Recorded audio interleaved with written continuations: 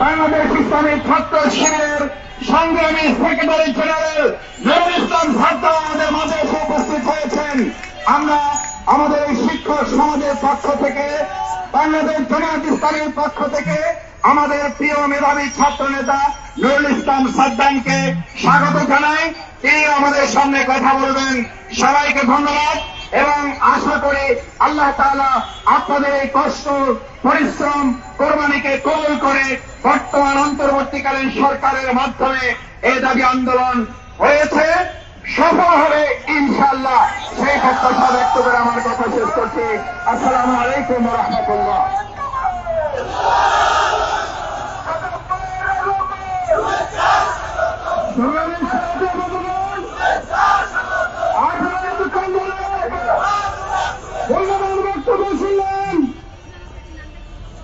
Doctor Shafiqul Islam শিক্ষকদের নামপ্রিয় শিক্ষকদের দাবির প্রতি একাত্মতা ঘোষণা করে বক্তব্য রাখবেন ছাত্র আন্দোলনের প্রাণপ্রিয় সংগঠন বাংলাদেশ ইসলামী ছাত্র শিবির কেন্দ্রীয় সেক্রেটারি জেনারেল মোহাম্মদ নুরুল ইসলাম। মোহাম্মদ নুরুল ইসলাম ভাইকে বক্তব্য রাখার জন্য বিনীত অনুরোধ করছে।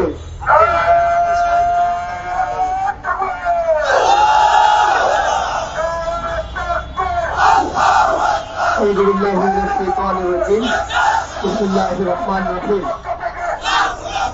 إن الحمد لله والصلاة والسلام على من لا نبي بعده وعلى آله وأصحابه أجمعين নন এমপিওভুক্ত শিক্ষা প্রতিষ্ঠানগুলোকে এমপিওভুক্তিকরণ করার দাবিতে দীর্ঘদিন ধরে চলমান এই অবস্থান কর্মসূচি আমাদের মাঝে উপস্থিত রয়েছেন সংহতি জ্ঞাপনের জন্য মানবতার মুক্তির আন্দোলন বাংলাদেশ জামাত ইসলামীর সংগ্রামী নায়েবে আমির অধ্যাপক মুজিবুর রহমান স্যার, উপস্থিত রয়েছেন ঢাকা মহানগরী দক্ষিণ শাখার সম্মানিত সেক্রেটারি ডক্টর শফিকুল ইসলাম মাসুদ ভাই, অন্যান্য নেতৃবৃন্দ, জাতির জাগ্রত বিবেক, জাতির কর্মভার বলা চলে যাদেরকে, সেই শিক্ষক বৃন্দ, সাংবাদিক বন্ধুগণ, আসসালামু আলাইকুম ওয়া রাহমাতুল্লাহি ওয়া বারাকাতুহু।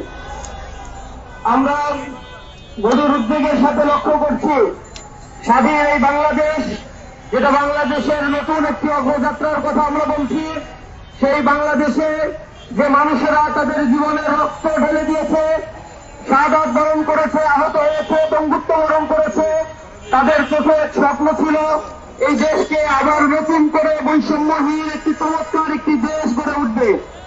আমরা উদ্বেগের সাথে লক্ষ্য করছি প্রতিটি বিষয়ে এই সরকারের কাছে দাবি আদায় করার জন্য জনগণকে রাস্তায় নেমে আসতে হচ্ছে, যা আমাদের জন্য খুবই লজ্জাজনক এবং দুর্ভাগ্যজনক। আমরা দীপ্তকণ্ঠে বলছি, আজকে যে দাবি দাবাগুলো এখানে উপস্থাপন করা হচ্ছে 6 মাস 7 মাস পেরিয়ে গেলেও এর একটি সুরাহা করার জন্য সরকার যে তৎপরতা থাকা দরকার ছিল আমরা সেটি লক্ষ্য করছি না। আমরা সরকারের কাছে উদাত্ত আহ্বান জানাই, অনতি বিলম্বে মানুষের এই গণ দাবিগুলোকে মেনে নিয়ে এই দেশকে একটি কার্যকর রাষ্ট্রে পরিণত করার জন্য আপনারা আন্তরিকতার সাথে এগিয়ে আসবেন। আমরা ইসলামী ছাত্র শিবির কেন্দ্রীয় সংগঠন, ইসলামী ছাত্র শিবিরের কেন্দ্রীয় সভাপতির পক্ষ থেকে আজকে এই অবস্থান কর্মসূচি যারা পালন করছেন নন এমপিওভুক্ত শিক্ষকদের এই দাবির প্রতি সমর্থন জানিয়ে তাদেরকে এমপিওভুক্তকরণের জোর দাবি জানাচ্ছি। আমরা উদ্বেগের সাথে আরো লক্ষ্য করছি বাংলাদেশে কয়েকটি সংস্কার কমিশন গঠন করা হয়েছে, কিন্তু শিক্ষা সংস্কার কমিশন যেটা আশু প্রয়োজন ছিল সেই সংস্কার কমিশনের কোন তৎপরতা আমরা লক্ষ্য করছি না।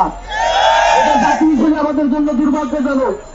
আওয়ামী ফ্যাসিবাদের আমলে এই শিক্ষা ব্যবস্থাকে নষ্ট করে দেওয়ার জন্য আমাদের যুব সমাজ যেন জনসম্পদে পরিণত হতে না পারে সেজন্য সকল আয়োজন এই ফ্যাসিবাদ তৈরি করেছিল। এই দেশের তরুণ সমাজ ও কর্মক্ষম যুব সমাজের পরিমাণ বেশি হওয়ার পরেও এই কর্মক্ষম যুব সমাজকে কারিগরি শিক্ষা এবং যথাযথ শিক্ষা ব্যবস্থার মধ্য দিয়ে তাদেরকে সম্পদে পরিণত করে যে রাষ্ট্র ব্যবস্থা কার্যকর করার কথা ছিল, আওয়ামী ফ্যাসিবাদ আধিপত্যবাদের করাল গ্রাসে নিমজ্জিত হয়ে এই বাংলাদেশকে একে একে করে পিছিয়ে দিয়েছিল। আমরা আশাবাদ ব্যক্ত করছি এই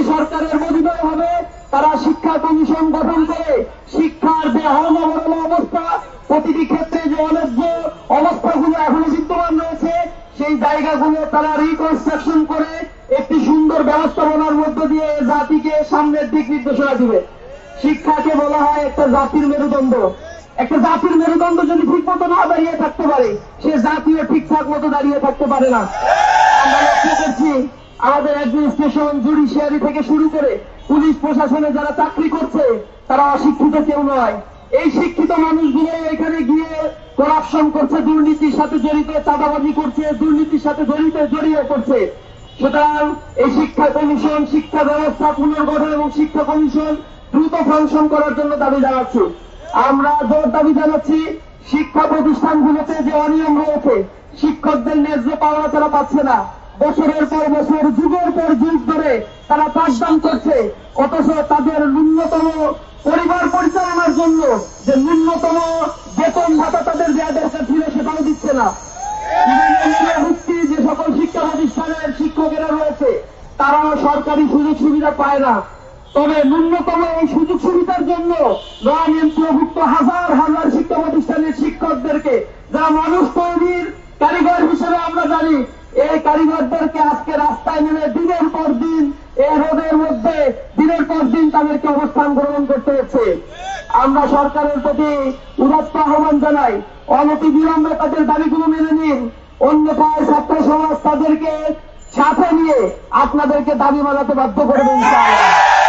আমরা বলতে চাই, শিক্ষকরা যদি পাঠদান করতে পারে, ক্লাসে ফিরে যেতে পারে, জাতি গঠনে ভূমিকা রাখতে পারে, এই জাতির জন্য সেটাই হবে একমাত্র কল্যাণকর।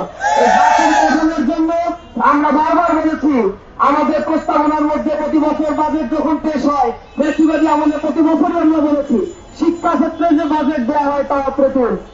10 থেকে 12% বাজেট শিক্ষা খাতে দেওয়া হচ্ছে, যার অধিকাংশ মানুষ ইউনিভার্সিটি কলেজগুলোতে দেওয়া হলেও মাদ্রাসা, কারিগরি শিক্ষা অবহেলিত হয়ে রয়েছে। এখানে আমরা বলছি, একটা দেশের বেসরকারি খাতকে উন্নত করতে গেলে যোগ্য মানব সম্পদ তৈরি করা খুবই জরুরি।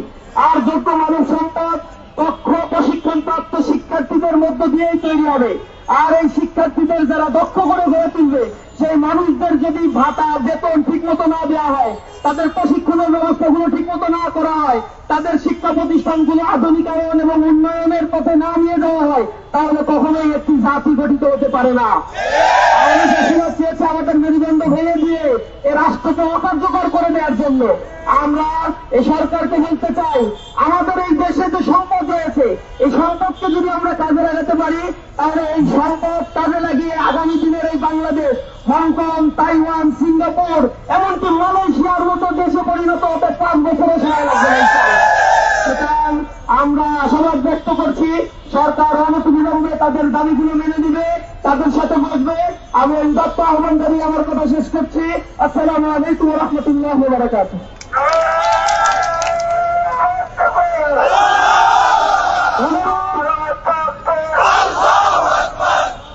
ধন্যবাদ। ছাত্রনেতা ইসলামী ছাত্র শিবিরের সেক্রেটারি জেনারেল নুরুল ইসলাম ভাইকে তার গুরুত্বপূর্ণ বক্তব্য রাখার জন্য আমাদের কাছে একটি শোক সংবাদ এসেছে। আমাদের এই শিক্ষক আন্দোলনে, এমপিওভুক্তের আন্দোলনে ঢাকায় আন্দোলনরত অবস্থায় অসুস্থ হয়ে বক্ষব্যাধি হাসপাতালে ভর্তি হয়েছিলেন আমাদের প্রধান শিক্ষক মোহাম্মদ কামাল হোসেন। বালিয়ারহাট বন্ধুদল নিম্ন মাধ্যমিক বিদ্যালয় ভোলা সদর, উনি চিকিৎসাধীন অবস্থায় গত 27/2/2025 তারিখে ইন্তেকাল করেছেন। ইন্না লিল্লাহি ওয়া ইন্না ইলাইহি রাজিউন। শুধু এই কামাল হোসেনই নয়, আমাদের এই ধরনের নামন্ত্রীয় অনেক শিক্ষক তাদের হার্ট অ্যাটাক করে, পরিবার পরিজনের সংসার চালাতে হিমশিমকে তারা হার্ট অ্যাটাক করে মারা যাচ্ছে। অসংখ্য সংবাদ আমাদের কাছে আছে। যাই হোক, এই ধরনের ঘটনা আর যেন না হয় সরকারের কাছে আমরা উদাত্ত আহ্বান জানাচ্ছি। এ পর্যায়ে আপনাদের সামনে আজকের অবস্থান বন্ধুদের অবস্থান কর্মসূচি আমাদের হিসেবে বক্তব্য রাখবেন বাংলাদেশ জামায়াত ইসলামী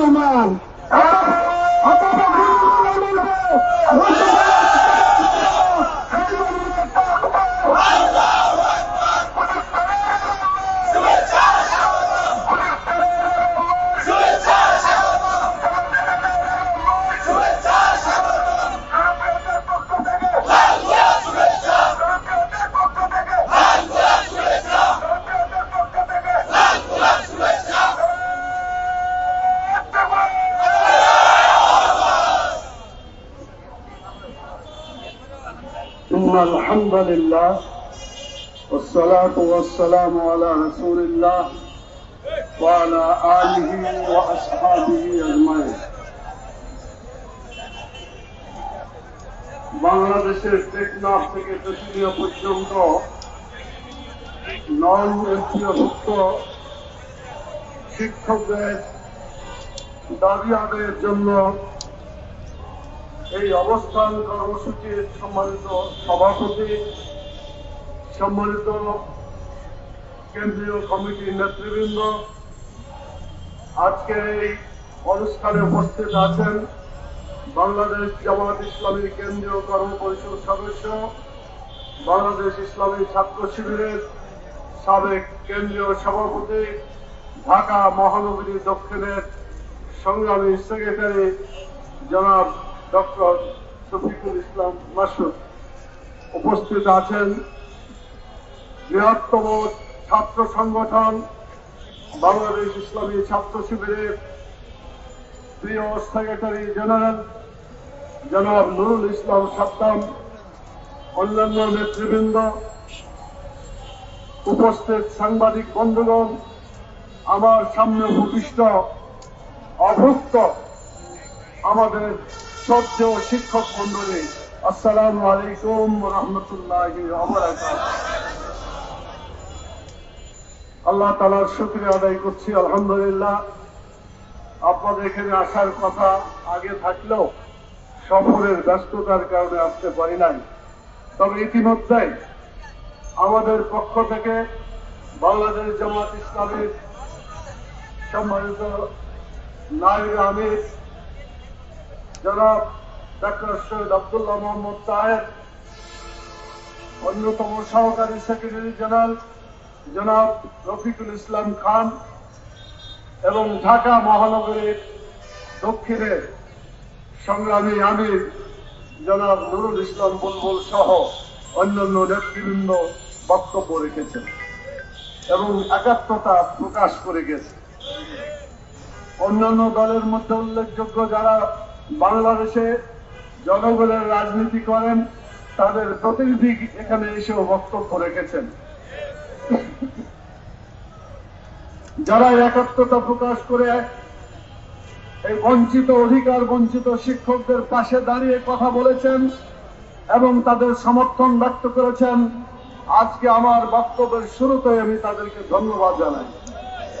বাংলাদেশের রাজনৈতিক দলগুলো যদি ঐক্যবদ্ধভাবে কোনো দাবি উচ্চারণ করে এবং সেটা আদায়ের জন্য চেষ্টা করে, সেই দাবি বাস্তবায়িত হয়ে থাকে, এটাই ইতিহাসের বৈশিষ্ট্য বলে আমরা দেখেছি। এই জায়গায় কিছুদিন আগে আমরা ইবতেদায়ী মাদ্রাসার বঞ্চিত শিক্ষকদের ব্যাপারে বক্তব্য রেখেছিলাম।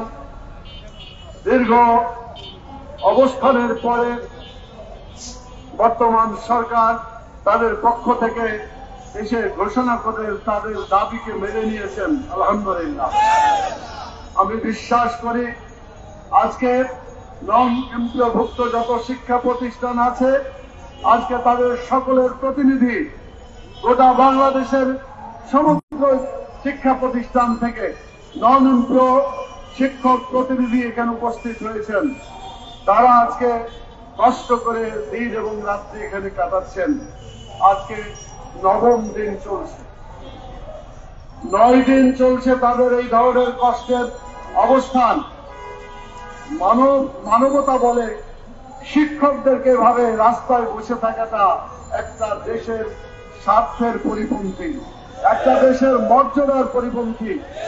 বাংলাদেশ যদি বিশ্বের দরবারে তার মর্যাদাকে টিকিয়ে রাখতে চায় এবং সত্যিকার ভাবে প্রতিষ্ঠা করতে চায় শিক্ষা ব্যবস্থার মান এবং সম্মান, তাহলে অনতি বিলম্বে আজকের এই নন এমপিওভুক্ত শিক্ষকদের অবস্থানের এই জায়গায় এসে তাদের দাবি পূরণ করে তাদের এই কর্মসূচির সমাপ্তি ঘোষণা করা।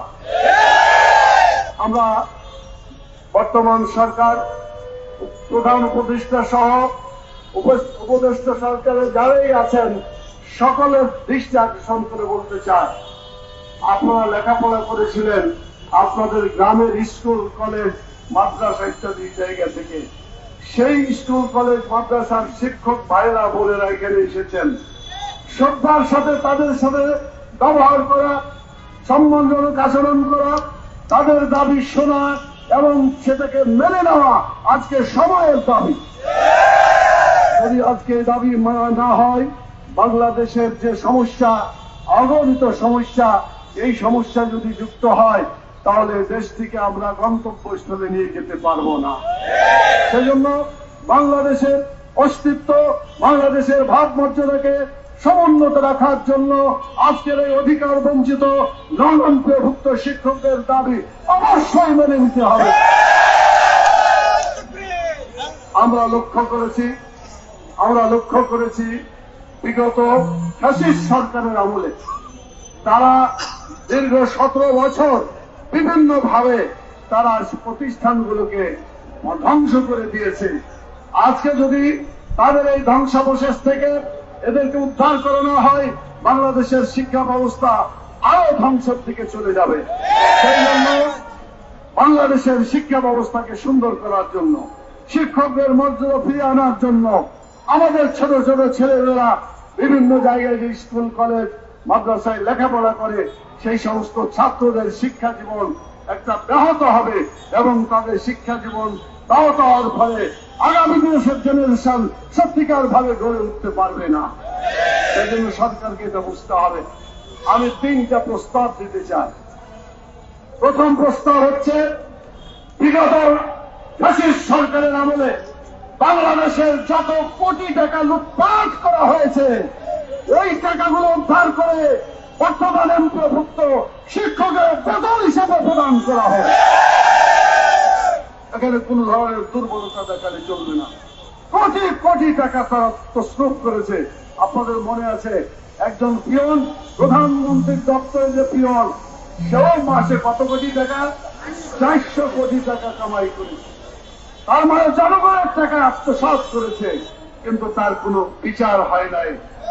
ঠিক তেমনি ভাবে আপনারা দেখেছেন, ফ্যাসিস্ট সরকারের একজন মন্ত্রী, তার বাড়ির সংখ্যা লন্ডনে সম্ভবত 360টি বাড়ি তার করেছে। আপনারা বলেন, একটা মানুষ বাস করার জন্য কয়টা বাড়ি দরকার?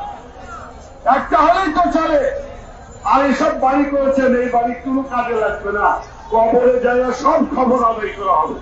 সেই জন্য আমরা বলি, যারা এই ধরনের লুটপাট করেছে, বাংলাদেশের অর্থনীতিকে ধ্বংস করেছে, বর্তমান অন্তর্বর্তীকালীন সরকার যেখানে যে এই টাকাগুলো রয়েছে, চুরি করেছে, ডাকাতি করেছে, বিভিন্ন ভাবে আত্মসাৎ করেছে, এই টাকাগুলো উদ্ধার করে এমপিওভুক্ত শিক্ষকদের এখন থেকে বেতন চালু করা হোক। আপনারা নন এমপিওভুক্ত যারা আজকে শিক্ষকরা এখানে আছেন, তাদের বেতন না থাকলে তারা লেখাপড়া করবে কিভাবে? সেজন্য একটা মানুষের বেঁচে থাকার জন্য খাদ্য, বস্ত্র, শিক্ষা, চিকিৎসা, বাসস্থান দরকার হয়। কিন্তু বর্তমান বাংলাদেশের এই নন এমপিওভুক্ত শিক্ষকদের অবস্থা অত্যন্ত করুণ। আমি নিজে জানি, আমি নিজেও কয়েকটা শিক্ষা প্রতিষ্ঠান করেছি, সেগুলোও একই অবস্থা হয়ে আছে। ভাইরা, আজকে আমি তাই বর্তমান সরকারের কাছে বলতে চাই, 2 নম্বরের প্রস্তাব হলো যে এখন থেকে প্রক্রিয়া করে শুরু করে দিয়ে বর্তমান যে শিক্ষকরা এখানে যারা অবস্থান করছেন, এই কর্মসূচি থেকে তাদের নেতৃবৃন্দের সাথে, প্রধান উপদেষ্টার সাথে দেখা করার সুযোগ করে দেওয়া হোক। টাকা দিতে দেরি হতে পারে, এমপিওভুক্ত নন এমপিওভুক্তকে এমপিওভুক্ত করা সময় লাগতে পারে, কিন্তু সাক্ষাৎকারের জন্য কোন সময় অপচয় করার সময়।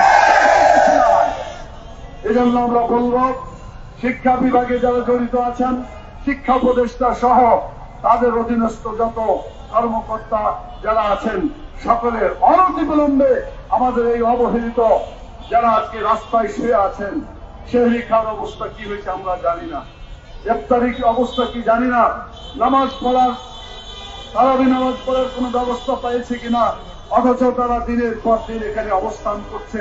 9 দিন চলে যাচ্ছে, রোজার আজকে 2য় দিন। অতএব এই থেকে আর বেশি লম্বা না করে আগামী কয়েকদিনের মধ্যেই শিক্ষকদের সাথে সম্মানজনক ভাবে তাদের প্রতিনিধিদের সাথে আলাপ আলোচনা করে নন এমপিওভুক্ত শিক্ষকদের দাবিকে মেনে নেওয়ার জন্য উদ্যোগ নিতে হবে। বাংলাদেশের জনগণ এটা দেখতে চাই, যত তাড়াতাড়ি সমস্যার সমাধান হবে তত সুন্দর শিক্ষা ব্যবস্থা জাতি ফিরে পড়ে। এই শিক্ষকরা রাস্তায় পড়ে থাকলে লেখাপড়া ক্ষতিগ্রস্ত হচ্ছে, শিক্ষকরা ক্ষতিগ্রস্ত হচ্ছে, গোটা জাতি ক্ষতিগ্রস্ত হচ্ছে, আন্তর্জাতিক বিশ্বে বাংলাদেশের মর্যাদাহীন হয়ে পড়ছে। সেজন্য আজকে আমি অনুরোধ করব, আর সময় না নিয়ে তার যত দ্রুত সম্ভব শিক্ষকদের এই দাবিকে মেনে নেওয়ার জন্য। সংগ্রামী ভাই এবং বন্ধুগণ, আমি শেষ কথা যেটা বলতে চাই সেটা হলো, এটা একটু বিবেকের কথা সকলের জন্য বলবো। আপনাদের মধ্যে 20-30 বছর আগে রেজিস্ট্রেশন হয়েছে, আজ পর্যন্ত তাদের এমপিওভুক্ত করা হয় না। এত বছর ধরে বিনা পয়সায় লেখাপড়া শিখিয়েছে শিক্ষকরা, অতএব এটাকে প্রায়োরিটি দেওয়া উচিত। আর একটা কারণ হচ্ছে যে ফ্যাসিস্ট সরকার বেছে বেছে যারা তাদের বিরুদ্ধে ছিল, অর্থাৎ নাম করে বলতে চাই বিএনপি, জামাত ইসলামী, অন্যান্য লোকদের দ্বারা পরিচালিত যে শিক্ষা প্রতিষ্ঠান, সেগুলাকে তারা বন্ধ করে রেখেছে, সেই জন্য যত দ্রুত সম্ভব অধিকার বঞ্চিত শিক্ষা প্রতিষ্ঠানগুলো, অধিকার বঞ্চিত নন এমপিও শিক্ষকদের এমপিওভুক্ত করার জন্য ত্বরিত ব্যবস্থা গ্রহণ করতে হবে। আমি আরেকটি কথা বলতে চাই, প্রিয় ভাইরা, ভাই এবং বোনেরা, সেটি হলো, আপনারা জানেন যে একটা স্কুল প্রতিষ্ঠা করার জন্য দেশের জনগণ তারা নিজেরা জমি দেয়, নিজেরা স্কুল বানিয়ে দেয় এবং নিজেরা বিনা পয়সায় লেখাপড়া শিখে শিক্ষা প্রতিষ্ঠানকে মানুষ করে আস্তে আস্তে বড় হয়। এদেশের জনগণ শিক্ষা ব্যবস্থাকে বাঁচিয়ে রেখেছে। পরবর্তী পর্যায়ে সরকার এই শিক্ষা প্রতিষ্ঠানগুলো বাছাই করে নিয়ে তারা সরকারিকরণ করে, এমপিওভুক্ত করে, বিভিন্ন ভাবে করে। যদি এটা নিয়ম চালু থাকে, আমি বলবো বর্তমান সরকার একটি তদন্ত কমিটি গঠন করুন, যারা অধিকার বঞ্চিত 20-30 বছরের পুরাতন রেজিস্ট্রেশন পেয়েছে কিন্তু এমপিওভুক্ত হয় নাই, প্রথম কিস্তিতে তাদের অধিকার পূরণ করে। দ্বিতীয় পর্যায়ে যেটা করতে হবে, এমপিওভুক্ত করার জন্য যাদের শর্ত ঠিক আছে, যারা লেখাপড়া করেছে, শিক্ষক আছে, ছাত্র আছে, প্রতিষ্ঠান আছে, এগুলা যারা ঠিকভাবে পরিচালনা করছে, তৃতীয় পর্যায়ে তাদেরকে এমপিওভুক্ত করার প্রক্রিয়া গ্রহণ করতে হবে। আর যদি কোনো জায়গায় কোন শিক্ষা প্রতিষ্ঠানের কোন দুর্বলতা থাকে, সরকারের পক্ষ থেকে তাকে বলতে হবে এই দুর্বলতা আছে, এগুলো আপনারা পূরণ করেন, আপনাদেরকে তালিকাভুক্ত করে আপনাদেরকে এমপিওভুক্ত করা হবে। এই তিনটা ধারায় যদি বর্তমান সরকার একটা উদ্যোগ গ্রহণ করে এবং এখানকার জাতীয় অধিকার বঞ্চিত নন এমপিওভুক্ত শিক্ষকদের সাথে, তাদের প্রতিনিধির সাথে প্রধান উপদেষ্টা তিনি যদি কথা বলেন, এর কারণে শিক্ষকদের মর্যাদা ফিরে আসবে ইনশাআল্লাহ। সেই জন্য আমি দেরি না করে আমি এই অধিকার প্রতিষ্ঠার জন্য আমি বর্তমান সরকারের দৃষ্টি আকর্ষণ করছি। আমাদের সাংবাদিক বন্ধুগণ বিভিন্ন দিন, বিভিন্ন দিবস, বিভিন্ন অনুষ্ঠান তারা দেখেছেন। আজকে শিক্ষকদের পাশে আপনারা দাঁড়িয়েছেন। যতদিন পর্যন্ত এই এমপিওভুক্ত না হবে নন এমপিওভুক্ত শিক্ষা প্রতিষ্ঠান এবং শিক্ষকগণ, ততদিন পর্যন্ত আপনাদের সহযোগিতা অব্যাহত রাখবেন ইনশাআল্লাহ। আমি সাংবাদিক বন্ধুদের কাছে আবেদন জানাই, আপনাদের ভাই বোনেরা, আজান বোধহয় হয়ে গেছে, জোহরের নামাজ হবে। আমি আপনাদেরকে শুভেচ্ছা জানাই, ধন্যবাদ জানাই। আমি ইতিমধ্যে একজন উচ্চ কর্মকর্তা বর্তমান সরকারের গতকালকে আমি কথা বলেছি, তিনি আমাকে আশ্বাস দিয়েছেন যে তিনি প্রধান উপদেষ্টার কাছে গিয়ে এই কথাগুলো বলবেন, এটা বাস্তবায়ন করার চেষ্টা করবেন। আমি আশা করি সরকার যদি আন্দোলনের মাধ্যমে এটা পূরণ করে আলহামদুলিল্লাহ, আর যদি এর চাইতেও কঠিন আন্দোলন তারা যদি চান, সেটাও জনগণ করতে প্রস্তুত আছে। আমি আমার বক্তব্য এখানে শেষ করতে চাই। আপনাদেরকে সংগঠনের পক্ষ থেকে বাংলাদেশ জামাত